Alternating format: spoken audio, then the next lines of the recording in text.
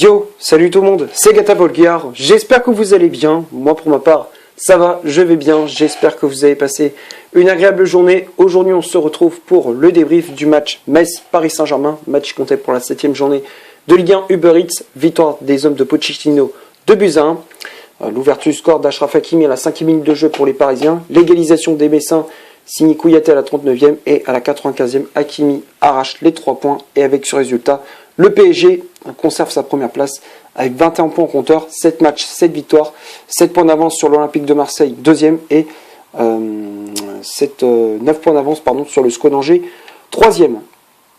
Voilà pour le petit point classement. Pour parler du contenu de ce match, face aux Messins, c'est bon. C'est vrai que c'est encore une fois une victoire à la dernière minute. Le week-end dernier contre Lyon, c'était Icardi qui avait arraché les 3 points. Cette fois-ci c'est Hakimi. J'espère que contre Montpellier ça va pas être la même. On espère un match plus, on va dire, un petit peu plus relax, un peu plus tranquille. Parce que sinon à la fin de la saison on va tous être cardiaque. On va pas tenir. On va pas tenir. Ça c'est clair. Après pour parler du contenu de ce match, pour parler des actions. Pareil qui fait une bonne entame de match. On ouvre très rapidement le score grâce à Hakimi. Sur un ballon de Neymar dans la profondeur, Icardi a tenté un piqué devant Ukidja. Ça a été sauvé sur la ligne. Derrière, Hakimi a repris le ballon. On ne savait pas trop si le ballon était rentré. La goal line technologie a fait son taf et le ballon est bel et bien rentré. Donc ça fait 1-0 pour les Parisiens. On aurait pu enfoncer le clou avec des occasions de Mbappé, de Icardi, encore de Neymar. Et ça passe toujours pas, on mange un petit peu la feuille de match. Et puis à la 39e, Kouyaté qui punit les Parisiens sur un corner messin. Le joueur messin qui reprend ce ballon de la tête, le défenseur de Metz. Donc ça fait un partout, Navas est battu. Mais quelques minutes après, le gardien costaricien sauve les Parisiens d'une occasion de but des Messins. Avec Niang qui bute qui loupe son face-à-face sur un ballon dans la profondeur. Niang qui avait pris de vitesse la défense du PSG, et puis derrière il loupe son face-à-face. Donc on va dire qu'on s'en sort très très bien. On aurait pu être mené à la fin de cette première période, donc à la mi-temps un partout entre les deux formations. En deuxième période, Paris qui essaie de revenir dans cette partie. De prendre l'avantage, de revenir, parce que c'est vrai que c'était un petit peu c'était difficile, ils avaient un petit peu la tête dans le seau, donc on a essayé de relever la tête et repartir de l'avant, et bon, on a réussi à la fin du match, mais c'était compliqué. On a essayé des occasions, ça passe toujours pas. Di Maria qui fait son entrée en jeu avec Herrera à place de Wijnaldum et Rafinha. On essaye, même si Di Maria essaye, mais ça passe pas non plus. Ça devient compliqué. C'est tendu aussi entre les deux formations, parce qu'on voyait qu'il y avait de l'électricité dans l'air. À chaque fois, il y avait des bagarres, des affrontements entre joueurs. C'était chaud. Une fin de match complètement folle. Et puis à la 95e, la délivrance. Achraf Hakimi qui arrache les 3 points. Le doublé pour le latéral marocain. Sur un ballon de Neymar sur le côté droit, un ballon de Neymar pour Hakimi sur le côté droit, le latéral marocain qui repique dans l'axe, et puis derrière il enchaîne une frappe enroulée, petit filet pour battre Ukidja, la délivrance, les 3 points. Donc merci Hakimi, merci Achraf. Sans toi, je pense qu'on n'aurait pas gagné le match, ça c'est clair. Donc on peut le remercier. Donc on va passer maintenant à la composition d'équipe que Mauricio Pochettino a aligné pour ce match. Donc ça a été un 4-4-2 en losange, avec Navas dans les buts parisiens, Marquinhos et Kimpembe en charge centrale pour former le duo de défense. Marquinhos qui avait le brassard capitaine, les latéraux Hakimi à droite, Nuno Mendes à gauche, le milieu de terrain Danilo en 6 et Rafinha et Wijnaldum en 8, Neymar en numéro 10 et le duo d'attaque Icardi associé à Kylian Mbappé. Après, il y avait les remplaçants qui étaient entrés en jeu, comme je disais, Draxler à la place de Nuno Mendes, Di Maria à la place de Wijnaldum et Ander Herrera à la place de Rafinha.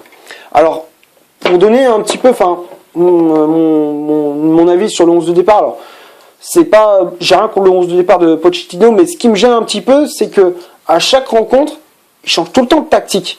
Si on n'a pas, j'ai l'impression que les joueurs, ils ont pas d'automatisme avec comment dire, les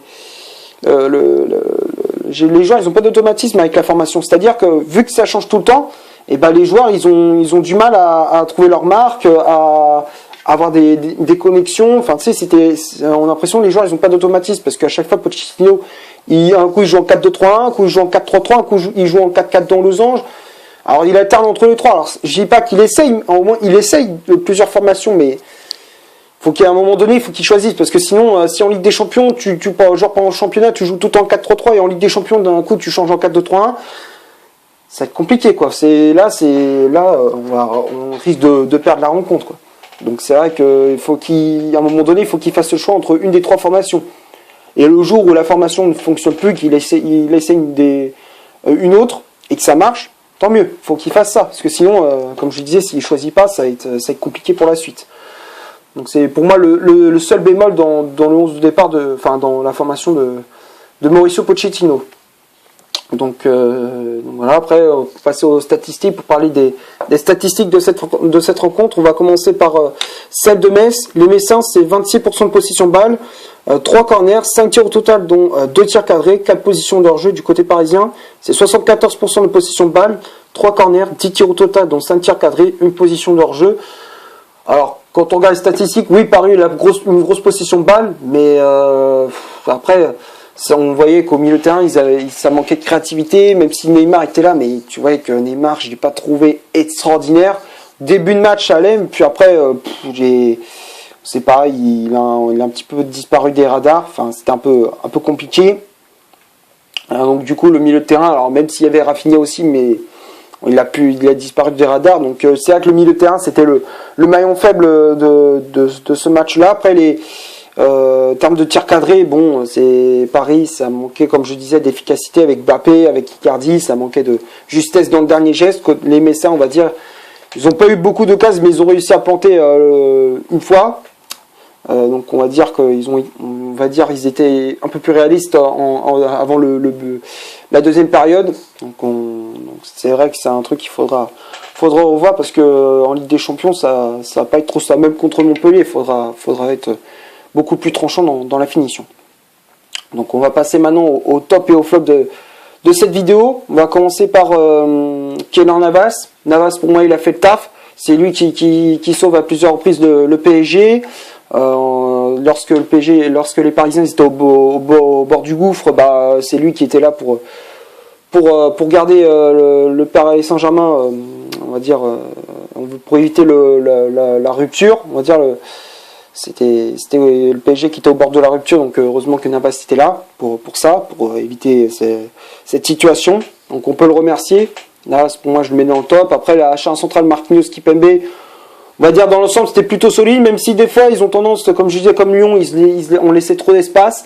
Mais dans l'ensemble, j'ai trouvé qu'ils étaient assez solides. Marquinhos qui était encore une fois le patron, Kimpembe, l'agressivité, l'impact physique, comme d'habitude. Donc Marquinhos et Kimpembe, les deux, je mets dans le top. Après les latéraux, Hakimi et Nuno Mendes. Hakimi, c'est le héros du PSG. C'est lui qui a inscrit les 2 buts de cette rencontre. C'est lui qui arrache les 3 points. Donc pour moi, Hakimi, je le mets dans le top. Défensivement, bon, un petit peu en difficulté, mais après, j'ai trouvé qu'il a pas été. Et après, il a relevé le niveau. Offensivement, il était au top. Donc pour moi, Hakimi, je le mets dans les tops. Nuno Mendes, pareil. Moi, j'ai trouvé que défensivement, ça allait. Offensivement aussi. Même s'il est centre, bon, des fois, il y avait un petit peu de déchets, mais après, je trouvais que dans l'ensemble, il n'a pas été mauvais. Nuno Mendes, je le mets dans les tops. Après, le milieu de terrain, Danilo, Rafinha, Wijnaldum et Neymar, les 4, je les mettrais plutôt dans le flop. Danilo, j'ai trouvé, tu vois, il mettait de l'impact visible, l'agressivité, mais en termes de distribution de jeu, c'était pas trop ça, quoi. Tu voyais que il y arrivait pas. Rafinha et Wijnaldum aussi, ils avaient vraiment du mal. Wijnaldum trop discret dans ce match, on l'a quasiment pas vu. Rafinha, au départ, on le voyait avec le ballon, il apportait sa créativité, sa touche technique, c'est bien. Et puis après, on l'a perdu, on l'a plus vu. Rafinha, au final, au fur et à mesure du match, il a été décevant. Neymar, ouais, c'est bon. Moi, j'ai pas trouvé extraordinaire. Sincèrement, je n'ai pas trouvé extraordinaire Neymar. Je m'attendais à mieux. Même s'il inscrit, il a fait une passe décisive. Hormis ça, j'ai trouvé que Neymar, il perdait des ballons, il faisait pas toujours les bons choix. Donc pour moi, Neymar, je mets dans flop. Et après le duo d'attaque, Icardi, Mbappé, les deux c'est pareil. Les deux, je mets dans flop parce que Icardi, Mbappé, c'était pas trop ça non plus. Icardi, qui a pas été extraordinaire, qui a été, on va dire, même plutôt invisible. Et Mbappé, j'ai pas trouvé extraordinaire non plus. Il loupe plein d'occasions, trop de déchets techniques. Normalement, il aurait dû, dans ce match-là, il aurait dû inscrire 2 buts. Minimum, 2 buts. 2 buts, normalement, il y avait des occasions faciles, il les met pas. Donc, si en Ligue des Champions, il fait ça, on est mort. On est dead. On est dead. Et puis, les remplaçants, Draxler, Di Maria, Herrera. Draxler, bon, il n'a pas fait une entrée en jeu spectaculaire, mais on va dire que ça va. Di Maria et Herrera, ils ont fait une bonne entrée en jeu. J'ai bien aimé l'entrée en jeu d'André Di Maria qui avait à Grinta, qui avait envie d'arracher les 3 points, de justement donner la victoire au PSG. Donc Di Maria, je mets dans le top, et Herrera aussi qui a essayé d'apporter sa Grinta au milieu de terrain. Bon, j'ai fait un peu le tour pour ce débrief. J'espère que la vidéo vous aura plu. Si c'est le cas, vous laissez un énorme like. Tu cliques ici pour t'abonner pour rien rater de mes vidéos. Tu cliques ici pour voir une autre si tu le souhaites. N'hésite pas à faire un petit tour sur mon compte Instagram qui est dans la description. Enfin, le lien est dans la description. Donc n'hésite pas à faire un petit tour et à t'abonner pour voir un petit peu l'actualité sur ma page. Et d'ici là, portez-vous bien. On se retrouve pour un prochain débrief. Ciao!